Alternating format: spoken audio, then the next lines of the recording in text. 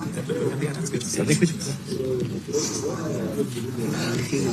first, it looked like conversations were over, but then...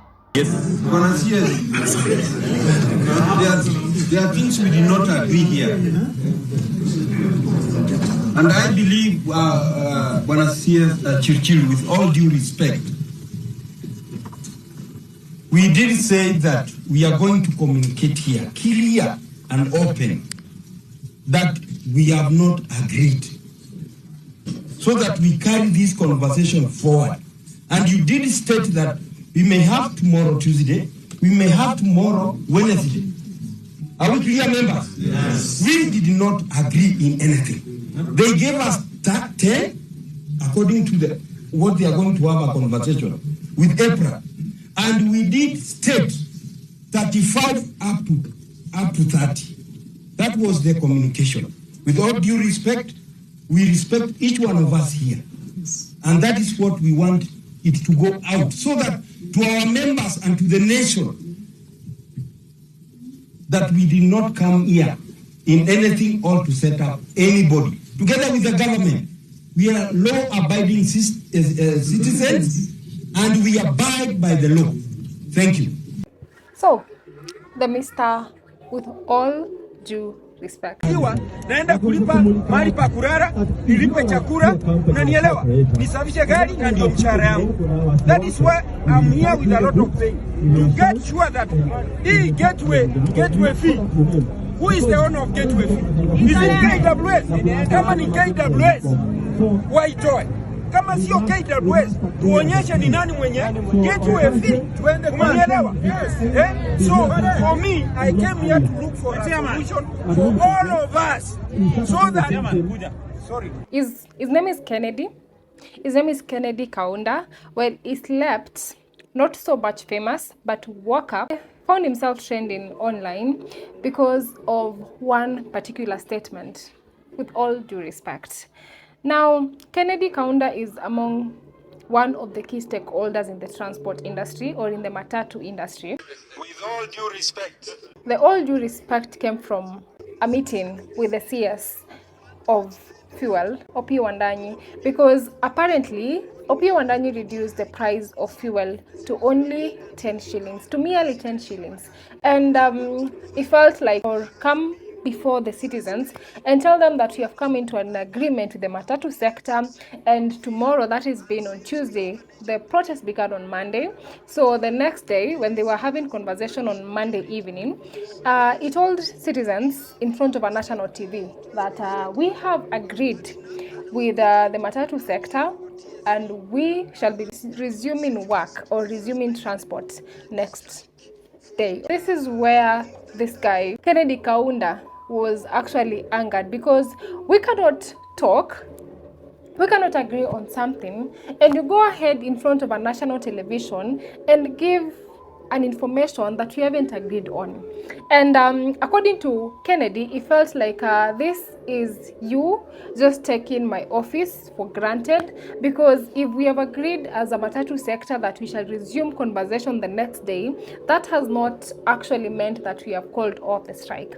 That is one thing that made this guy so bitter. I want you to hear how he entered into the conversation. Yes. Because there are things we did not agree here.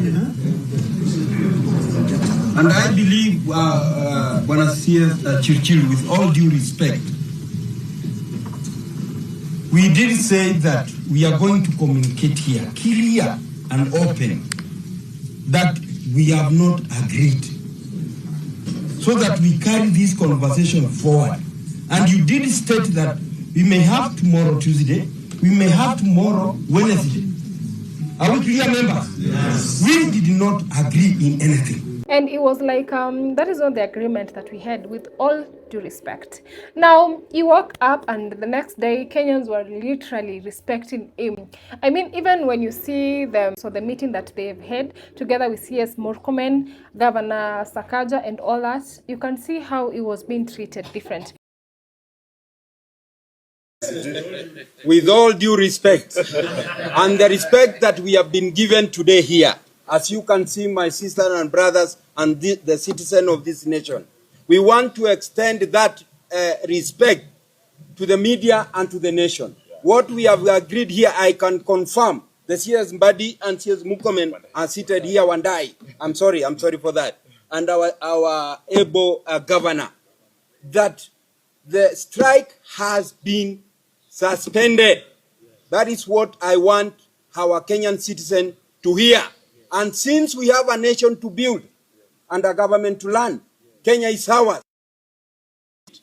So therefore, on behalf of our transport stakeholder, our partner and our corporate, on behalf of our TSV, I want to assure them that since we have suspended the strike, give room to negotiation, and if that does not, that we are not able to agree, we'll come back for the same. But for today, the nation should run. Thank you very much. Mpaka the next day amevaa suti. I mean, you have to take him for who he is. He slept and woke up, literally famous. But now the questions that Kenyans are asking, has he been bought or has the whole party been bought? Because as much as they're saying they've called off the strikes, what does this mean for Kenyans? Have the fuel reduced?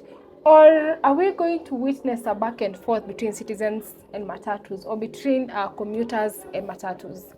This the way Kennedy appeared in the previous night and the way he appeared the next day, you can tell that this person, he actually loved being on the screens. Now, Kenyans are asking, has he been bought?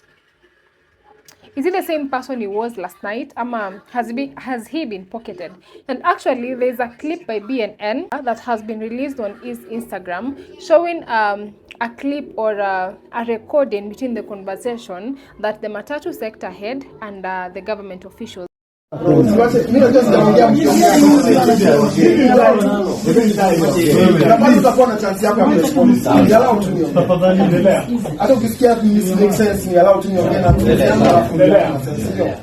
So hiyo 5B gava iko nayo, mnasema apply sahi next month itachukana. Yes. So leo wala nafuatanga Twitter, umeona Trump ametweet ameambia Iran tunakuja tena.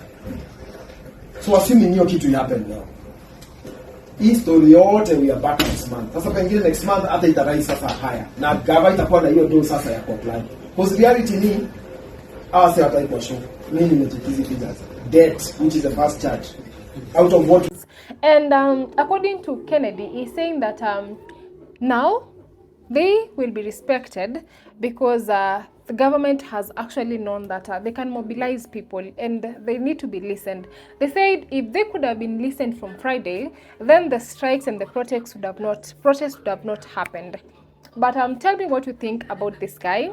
Is it just trending in the waves, or he has a key potential in standing out in the political character or in the matatu sector? I'll see you on the next one.